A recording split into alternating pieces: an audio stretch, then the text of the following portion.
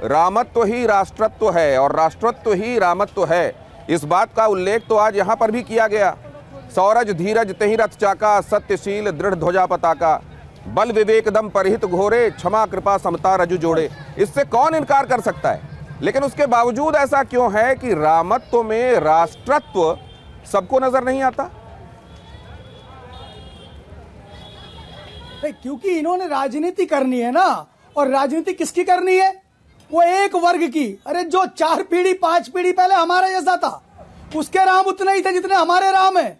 वे उसके लिए संघर्ष कर रहे हैं, उसके लिए लड़ाई लड़ रहे हैं कि वोटों की राजनीति।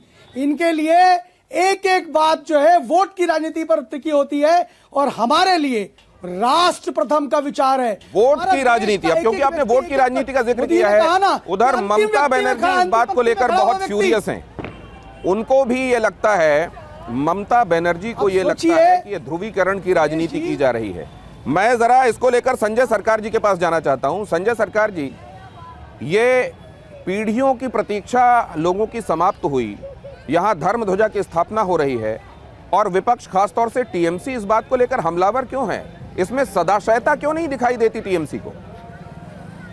सबसे बड़ी बात क्या है मालूम है? आप तो हम लोग जैसे राजनीतिक पार्टी को कुछ मानते ही नहीं। 24 मिनट बाद में जब लोकसभा के चौथा बड़े पार्टी है जो जीरो है, आप उसको पहले मौका देते हैं हम लोग को बोलने का मौका। क्यों बुलाते हैं, क्यों बुलाते हैं बोलने के लिए? 24 मिनट अगर please go ahead sir, please go ahead. सवाल पर आते हैं, मुद्दे पर आते हैं। ये आपकी बात ये कह रही है सर कि आप इंडी अलायंस में भरोसा नहीं रखते, आप टीएमसी को हमेशा अलग करके देखते हैं।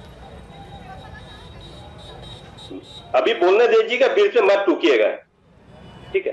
एक शैतान आके दीदी को हाँ, मैंने भी अपना ऑब्जर्वेशन आपके सामने रखा, बोलिए। एक शैतान आके दीदी को पूछ रहा है, मेरे को मंदिर में बैठ के भगवान को बेचना है, बढ़ना, ये बता दो भगवान कहाँ है? दीदी बोला शैतान को, बोल ले शैतान, बेच ले शैतान। अगर दिलों में भगवान नहीं है, भगवान कहीं नहीं। प्रभु पुरुषोत्तम राम को मैं प्रणाम नमन करके मैं मेरा प्रोग्राम में शुरू करना चाहता हूं। एक आपको बताना चाहता है, जिस तरफ से आप बोलते हैं ना, जिस धरती में है, बंगाल का धरती, यहां से स्वामी विवेकानंद भारत परिक्रमा करने के लिए 1898 में निकले थे। निकालते निकालते वो कश्मीर में पहुंचे थे। साथ में भगिनी निवेदिता, मतलब सिस्टर निवेदिता जिसको बोलता है, मार्गरेट एलिजाबेथ नोबेल, उनको साथ में थे। क्रिश्चियन महिला थे। आपको मालूम है हिंदू धर्म को कौन प्रचार किया था? शिकागो में स्वामी विवेकानंद ने किया था। वहां पहुंचते कश्मीर जब श्रीनगर पहुंचने के बाद में देखे एक बच्चे को एक बुजुर्ग ने खाना दे रहे हैं, और वो बच्चे काके देखे मेरे से भी ज्यादा एक आदमी एक बुजुर्ग को, मतलब जब भीख मांग रहे उसको दे दिया। विवेकानंद को देखा, ये देखने के बाद विवेकानंद, मेरे अंदर में मैं तो भगवान को मिल गया है, हम तो भगवान को मिल चुके हैं, हम ये भगवान को पूजा करेंगे। कुमारी पूजा स्टार्ट होता है। तो सबने बोला ये मुस्लिम लड़की आप कैसे पूजा कर सकता है, आप तो पूजा इसको कर नहीं सकता। पूरा विरोध सबको मैनेज करने के बाद में कोई कश्मीर में 1898 में कुमारी पूजा चालू किया था। कुमारी पूजा चालू, जो आज भी बेलूर रामकृष्ण मिशन में, बाद में 1901 में बेलूर मठ। संजय सरकार जी, बाद के दिनों में बंगाल में कुछ पॉलिटिकल पार्टीज किसी और तरफ ले गई क्या बंगाल को? नहीं, आप या बहुत पुराना इतिहास बता रहे हैं? नहीं, इतिहास ये बंगाल का परंपरा बताना चाहता हूँ, आप तो सुनने नहीं चाहते। कहा जाए भाई इतना नहीं, तो आज प्रधानमंत्री ने यहाँ से क्या कहा? वंचितों, शोषितों, समाज के हाशिए में रखे हुए लोगों के लिए सरकारें काम करें, यही राम राज्य की परिकल्पना है, यही बात तो उन्होंने कही। दरिद्र नारायण की सेवा की बात आप कर रहे हैं, वही बात तो प्रधानमंत्री भी कह रहे हैं। फिर उनकी कही हुई बात से आपको दिक्कत क्यों हो जाती है? कि चुनाव में तब क्यों बोलते हैं काट मोहल्ला कट्टे, इस क्यों बोलते हैं? चुनाव जब आते हैं तो क्यों बोलते हैं जो बांटेंगे तो वो काटेंगे, क्यों बोलता है? अगर प्रधानमंत्री अगर इतना विकसित भारत सर अभी तो दिखाई दे रहा है। एक सेकंड में उसके बाद रोहन गुप्ता जी को जवाब देने दूंगा, लेकिन एक बात मैं समझना चाहता हूं कि दीघा में मंदिर बनाना हो जगन्नाथ जी का, या सिलीगुड़ी में मंदिर बनाना हो महाकाल का, ये अभी क्यों होता है पिछले 1 साल में?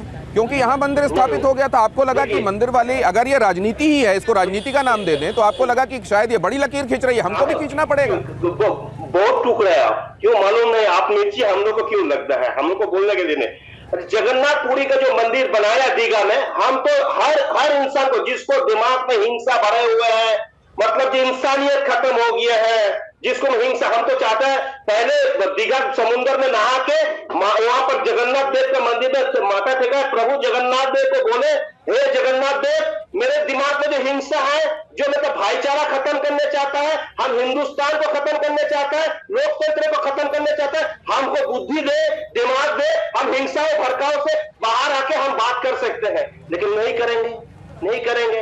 अगर जब तक चुनाव आते तो काट मोहल्ला नहीं बोलेंगे, कट्टे नहीं बोलेंगे, जब मोहल्ला नहीं बोलेंगे तब इसको वोट नहीं आता है, एक ही संप्रदाय के ऊपर में आता है, तब हिंदू खतरा में आ जाता है।